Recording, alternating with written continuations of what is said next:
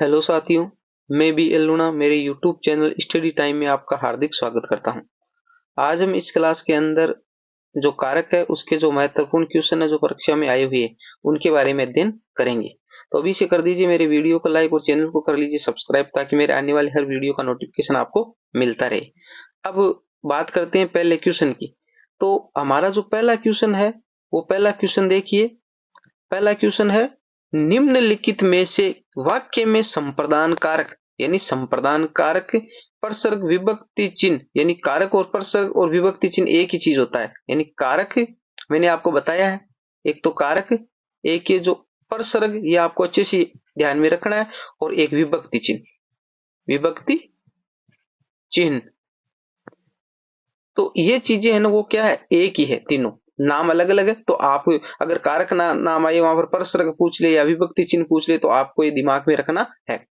विभक्ति चिन्ह का प्रयोग हुआ यानी संप्रदान कारक विभक्ति चिन्ह का जो प्रयोग हुआ वो आपको ध्यान में रखना है। ये पीएसआई 2021 में आया हुआ क्वेश्चन है। अब देखो पढ़िए, हम जो संप्रदान कारक पढ़ रहे थे, संप्रदान में क्या आ रहा था, को और के लिए, को और के लिए ये आ रहे थे। ठीक है, अब इसके अंदर देखो, एम में दे रखा राम के हित लक्ष्मण वन गए, राम के हित लक्ष्मण वन गए। ब में दे रखा है वह घर से बाहर आया, वह घर से बाहर आया। स में दे रखा है लड़का अब अपने पांव से चलता है। ड में दे रखा है उस जगह एक सभा होने जा रही है। अब देखो उस जगह एक सभा होने जा रही है, ये तो होने से ना तो इसमें अंदर को आया है और ना ही के लिए आया है। ठीक है, नहीं हो सकता। लड़का अब अपने पांव से चलता है तो इसके अंदर भी नहीं आया है तो ये भी नहीं हो सकता।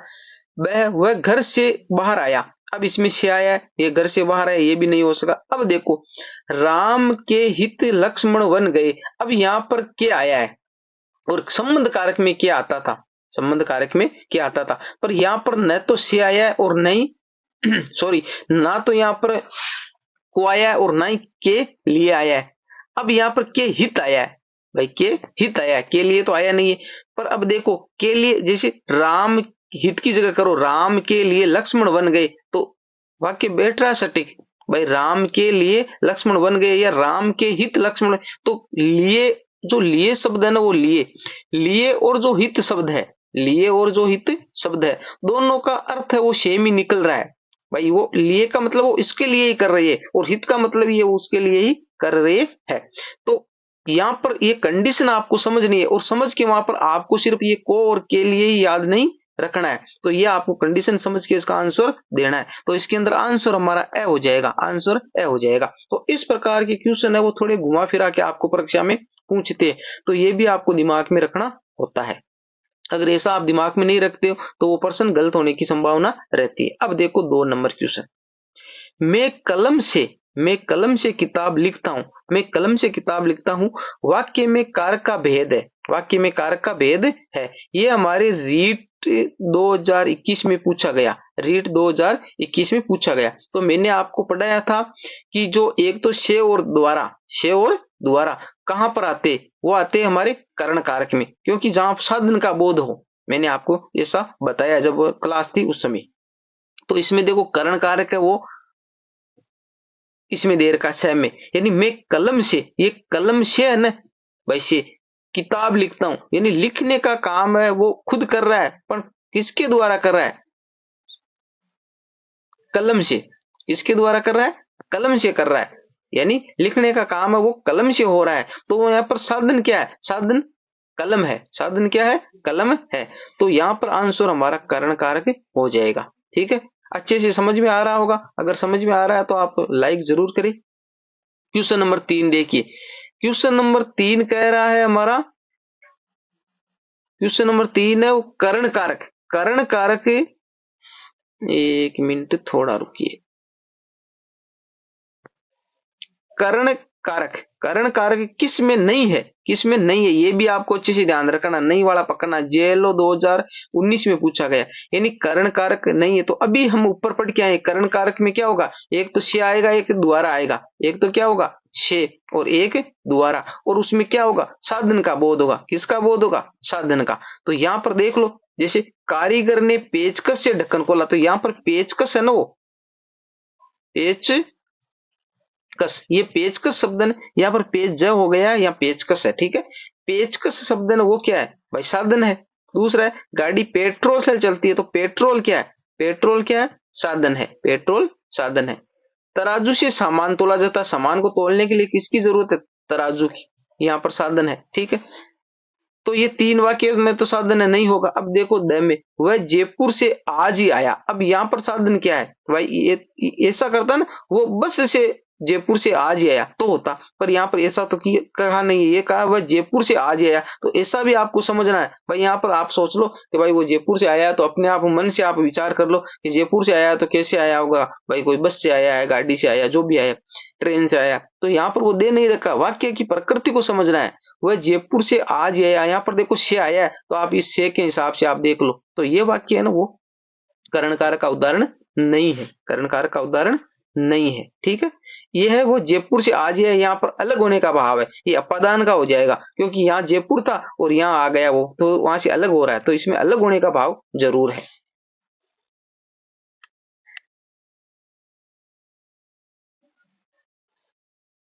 आगे 4 नंबर वाक्य देखो, किसी वाक्य में कर्म कारक नहीं है, किसी नहीं है, यहाँ पर किस है, ठीक है, ये टाइपिंग मिस्टेक है।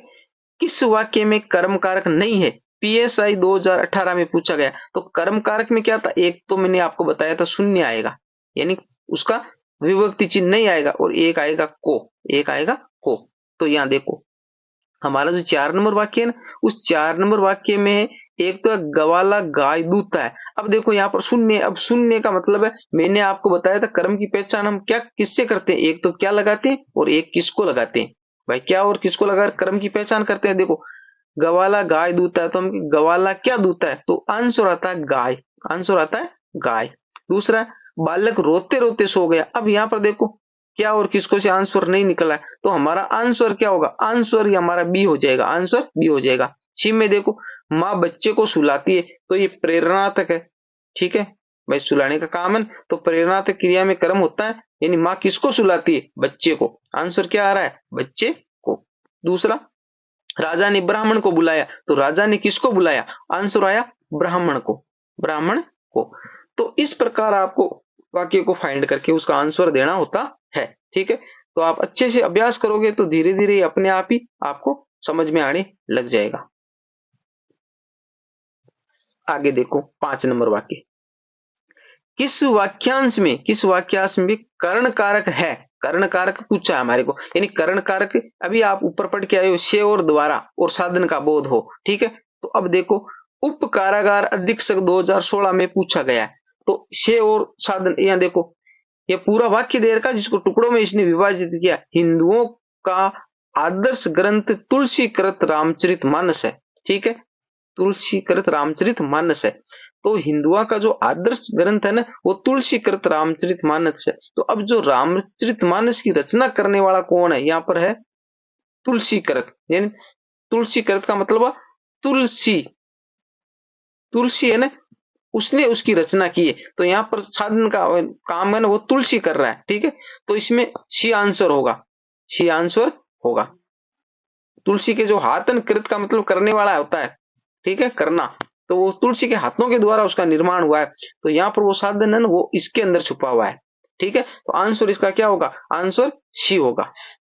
6 नंबर क्वेश्चन देखो, 6 नंबर क्वेश्चन कह रहा है, हे ईश्वर, हे ईश्वर सबकी रक्षा करना में कारक है, हे ईश्वर महिला पर्यवेक्षक 2015 में पूछा, तो इस प्रकार का आपको मैंने संबोधन कारक में बताया था, हे, हो, अरे, अजी, इस प्रकार के वाक्य वहां पर आप इस प्रकार के शब्द वहां पर आएंगे, किसी को संबोधन किया जाएगा, तो यहाँ पर संबोधन हो रहा है भाई, हे ईश्वर, ईश्वर को ये संबोधित कर रहा है, ईश्वर को संबोधित कर रहा है, तो यहाँ पर संबोधन कारक होगा। तो ये तो अपने आप ही आप फाइंड कर लोगे इस प्रकार के वाक्य।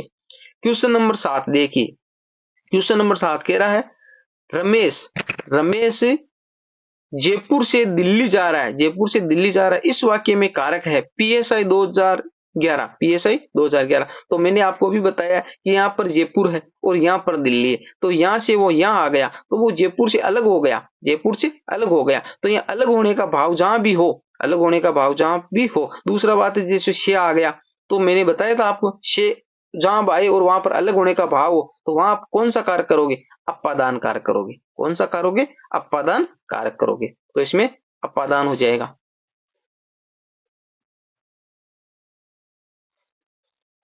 8 नंबर देखो, 8 नंबर कह रहा है, 8 नंबर में है गरीबों के निमित्त धन इकट्ठा करो में कौन सा कारक है? गरीबों के निमित्त धन इकट्ठा करो, ये शिक्षक भर्ती में पूछा गया। इसमें ऐसा ही दे रखा था, नहीं दे रखा था भाई थर्ड ग्रेड में या सेकंड ग्रेड, परंतु ये शिक्षक भर्ती में आया हुआ क्वेश्चन है। तो जो 8 नंबर है ना, 8 नंबर के अंदर हमारे गरीबों के निमित्त, तो मैंने आपको बताया था एक तो को और एक के लिए, वो अभी ऊपर देखे आए के लिए, ये किसके लिए आता है? ठीक है, तो के लिए या के निमित्त, ये नी सॉरी एक मिनट,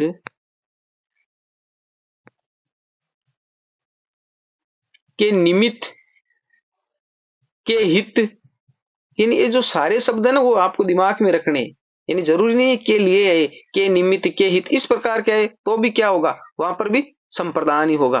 तो यहां पर ये क्योंकि उसके लिए किया जा रहा है, गरीबों के लिए धन इकट्ठा किया जा रहा है, ठीक है, यानी गरीबों के निमित्त हो या के लिए हो, तो इसमें संप्रदान कारक होगा। आपको शब्दों का थोड़ा ध्यान रखना है, क्योंकि वो एग्जामिनर क्या करेगा, शब्दों को घुमा के आपको पूछेगा और वहां आप फंस जाओगे। तो ये शब्दों का आपको अच्छे से ध्यान रखना है। 9 नंबर क्वेश्चन देखिए, 9 नंबर है हमारे, माँ बच्चे को दूध पिला रही है, माँ बच्चे को दूध पिला रही में कौन सा कारक है? ये भी शिक्षक भर्ती में आया हुआ क्वेश्चन है। तो देखो माँ बच्चे को दूध पिला रही, अब देखो यहां से दो कर्म है, एक तो इसके अंदर बच्चा है, एक तो क्या है? बच्चा है, और दूसरा दूध है। क्या और किसको से हम आंसर निकालते हैं? देखो माँ किसको दूध पिला रही है, तो आंसर आ रहा है बच्चे को, आंसर आ रहा है बच्चे को। माँ बच्चे को क्या पिला रही है? उत्तर आ रहा है दूध, उत्तर आ रहा है दूध। तो कारक कौन सा होगा इसमें? कर्म कारक होगा, क्योंकि दो दो कर्म है इसके अंदर। कारक कौन सा होगा? कर्म कारक। और वो भी देखो यहाँ पर को आ रहा है, ये रहा को, ठीक है। आगे देखो,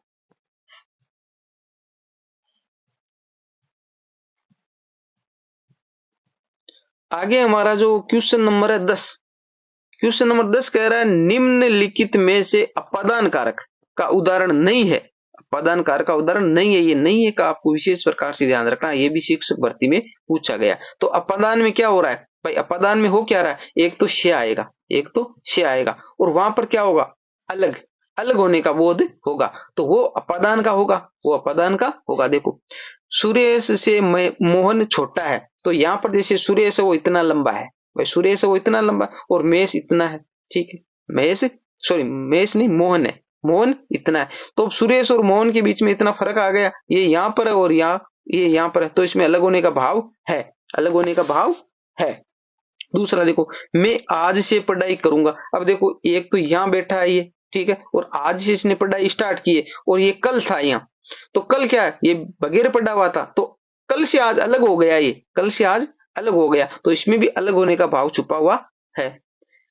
सर में देखो गंगा हिमालय से निकलती है, तो गंगा यहां से निकल के यहां तक आ गई, ये हिमालय है मान लिया, ठीक है, तो यहां से यहां तक आ गई, तो ये भी क्या हुआ? अलग हो गई।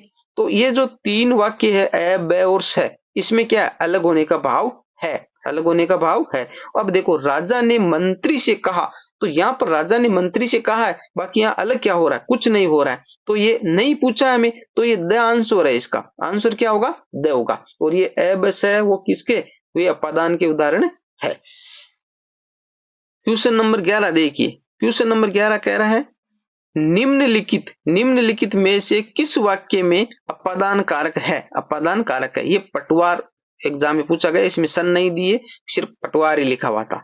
तो अपादान कारक है ना, वो अपादान कारक के बारे में पूछा कि पिछले वाले में अपादान नहीं था, इसमें अपादान है, वो आपको छांटना। देखो बच्चे बस से विद्यालय जाते, तो इसमें तो भाई बच्चे बस से विद्यालय जाते हैं, तो ये तो विद्यालय जा रहे हैं, ठीक है भाई, साधन हो गया बस, बस क्या है भाई? साधन हो गया। यहाँ पर आप बस से, तो ये बस से एक साधन है, अब यहाँ पर साधन वाला होगा, इसमें इसमें साधन वाला होगा, तो इसमें करण कारक है। अब आप ऐसे सोच लो भाई बच्चे यहाँ खड़े थे और यहाँ आ गए, तो बस से जा रहे हैं, तो अलग तो हो रहे हैं, तो ऐसा नहीं होगा। आपको ये भी आपको अच्छे से ध्यान में रखना होता है। राम ने 2 लाख रुपयों से व्यापार शुरू किया, तो ये तो बिल्कुल ही नहीं है। 1 अप्रैल को परीक्षा होगी, तो ये भी नहीं है। गंगा हिमालय से निकलती है। अब गंगा देखो, इसमें और ए वाले में और द वाले में फर्क क्या है भाई? इसमें बच्चे हैं ना, वो जा तो रहे हैं भाई, यहाँ से अलग हो रहे हैं, जैसे मान लिया घर है और घर से यहाँ पर स्कूल जा रहे, तो घर से स्कूल जाकर अलग हो रहे, पर इसमें बीच में एक बस डाल दी है, ठीक है। तो ये बस है ना, वो बस क्या कर रही है, बस एक साधन का काम कर रही है, साधन के द्वारा जा रही है, साधन के द्वारा जा रही है। और इसमें क्या, गंगा गंगा हिमालय से निकलती है। अब यहाँ पर गंगा है, ये गंगा खुद ही है और ये निकल के यहाँ आ रही है, तो इसके अंदर कोई भी नहीं, गंगा अकेली है। तो इस प्रकार इसमें अलग होने का भाव इस द में है। तो ऐसे वाक्य को भी आपको अच्छे से ध्यान में रखना होता है। 12 नंबर देखिए, उसने चाकू से फल काटे, वाक्य में कौन सा कारक है? पटवार। ये भी पटवार में आया हुआ है। तो इसमें देखो भाई, चाकू क्या है? चाकू एक क्या है? साधन है। चाकू क्या है? साधन है। और जब साधन आए तो कौन सा कारक करना होता है? करण कारक करना होता है। सीधा है वाक्य, तो करण कारक हो जाएगा। 13 नंबर देखो, देवेंद्र मैदान में खेल रहा है। देवेंद्र कहाँ खेल रहा है? मैदान में। इस पंक्ति में कौन सा कारक है? इस पंक्ति में कौन सा कारक है? तो आपको मैंने बताया था कि मैं और पर, मैं और एक पर किस में आ रहा था? मैं और पर आ रहा था अधिकरण कारक में। कौन से कारक में आ रहा था? अधिकरण कारक में।